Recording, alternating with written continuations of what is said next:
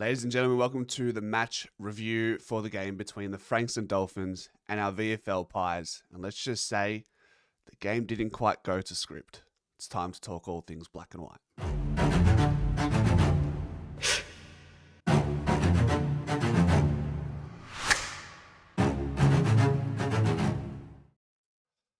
And so here we are the morning after, but also game day for the AFL Pies. So that's a good thing, given what we had to endure last night. We had 12 AFL listed players. We had Thomas McGuire making his VFL debut for the black and white. So there was a lot of emotion going into this one and the atmosphere to match it, the ambience. Apparently a line as long as 100 metres to get into the game. A full Frankston ground, over 5,000 people there.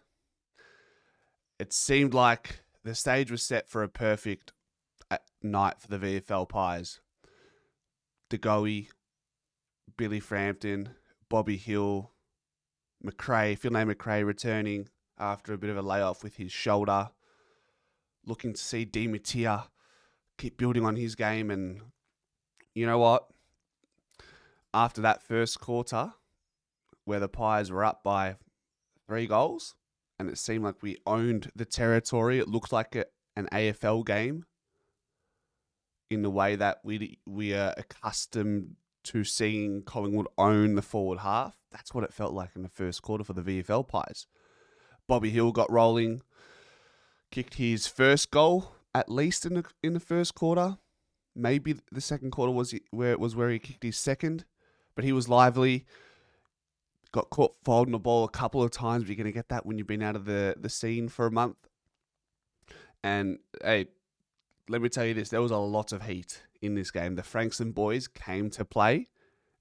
And maybe the VFL Pies, weren't ready for that.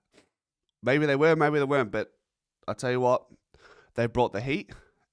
They brought the contest.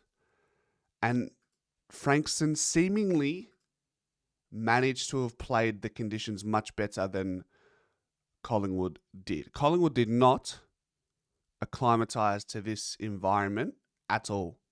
There was no rhythm the whole game, I would say. We were comprehensively beaten in pretty much every facet of the game. At least that's what it felt like.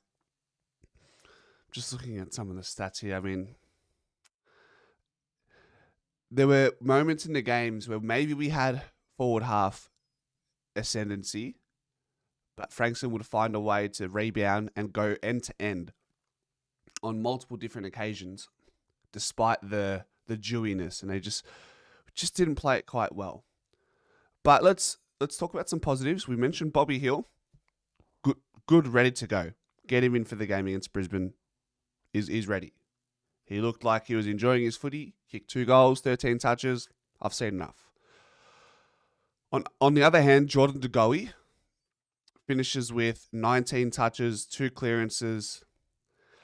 What was positive about De Goey's performance was, especially in that first half, it seemed like the power in his hips was back. We didn't see that at AFL in the early parts of the season. There was no power in his game. He lacked confidence. That wasn't the case last night. Did it last the entirety of the game? No. Did he play like he was the final series AFL break glass in case of emergency player? No.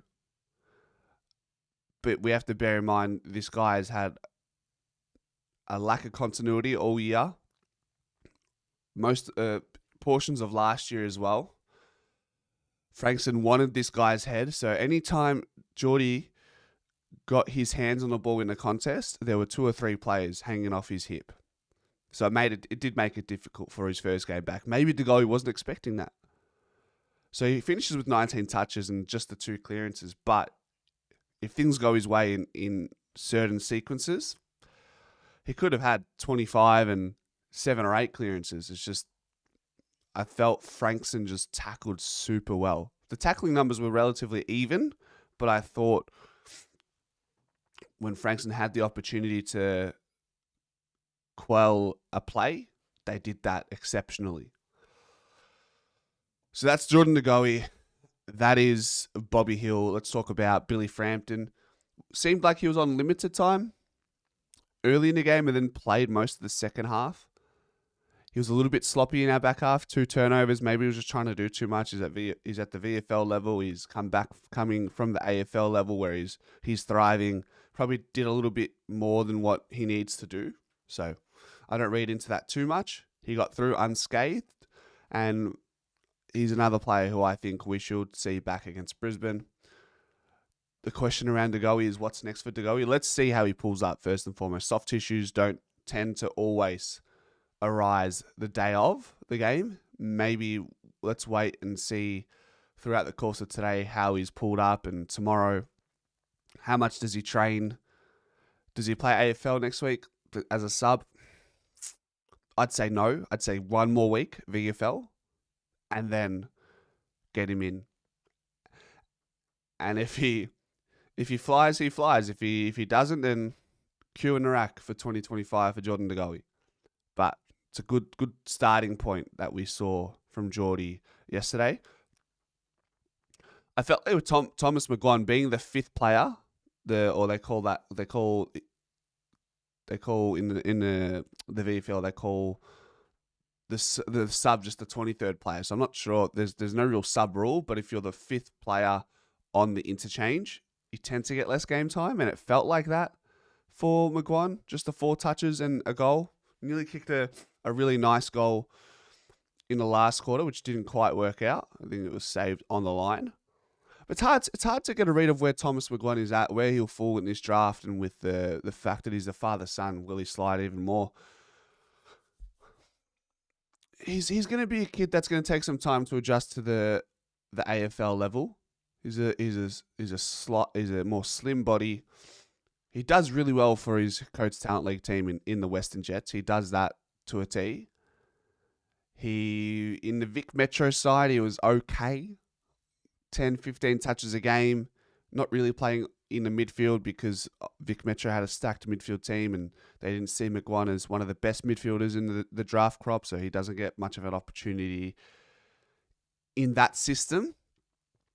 Like I said, I just think this kid's going to take some time. And that's okay. He's got good footy IQ. He works hard. He's got good voice.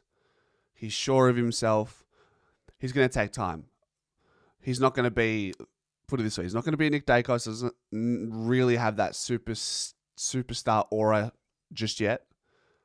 I'm thinking more of a Josh Dacos trajectory at this time, where Josh played a lot of VFL early in his AFL career. So I do see the same sort of trajectory for Thomas McGuire as of right now. Bear in mind, the kid's 17, 18 this year, hasn't even been drafted to the Collingwood Football Club yet. So let's just hold our horses. He's still very young. So I'll leave that at that. Will Hayes tried. He tried, but he was a little bit sloppy with his disposal. Had opportunities to find good hit-ups inside 50. Had a couple shots on target where he sort of scuffed. I feel like he's had a tough run in the VFL recently. I can't remember what his stats are for the last few games. And as a small pressure forward, you're not always going to rip up the stat sheet, but he has been a little bit quiet. So that was something I did notice. I thought Di Mattia was a bit sloppy with the ground ball, and this is what I was saying. Frankston just played the conditions so much better than what Collingwood did. We just weren't ready for the. It was very dewy out there. It was raining. We just didn't play as well as Frankston. So that's what I have for Di Mattia. I thought Finlay McRae was probably by far and away our best player, along with Brady Gray and Christian Algieri. Algieri, younger kid, VFL listed.